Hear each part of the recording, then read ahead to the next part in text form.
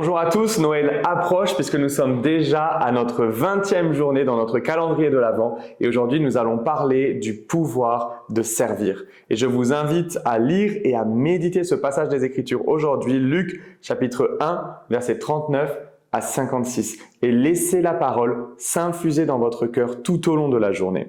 Et je vais vous lire maintenant le verset 41 qui nous dit « Dès qu'Élisabeth entendit la salutation de Marie, son enfant tressaillit dans son sein. Élisabeth fut remplie d'Esprit Saint.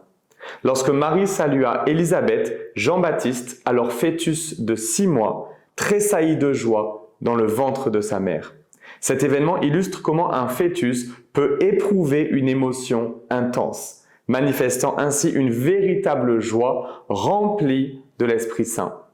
Il n'est pas surprenant que Jean-Baptiste ait été désigné par Jésus comme le plus grand des prophètes de l'Ancien Testament, car il est le seul à avoir été rempli du Saint-Esprit dans le sein de sa mère. L'onction de Dieu qui brise tout joug est l'œuvre manifeste du Saint-Esprit. C'est lui qui nous rend capables de servir. Dieu ne nous demande pas de vivre pour lui, il nous demande de le laisser vivre à travers nous. La vie chrétienne n'est pas une vie changée, c'est une vie échangée. Cela ne peut être accompli que lorsque le Saint-Esprit nous conduit et nous donne sa force. Même Jésus a commencé son ministère après avoir été oint du Saint-Esprit, bien qu'il fût le Fils de Dieu sans péché.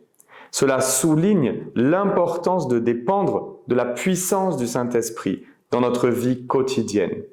Aujourd'hui, soyez conscients de la présence du Saint-Esprit en vous. Attendez-vous à ce qu'il vous guide de manière surnaturelle et vous donne la force nécessaire.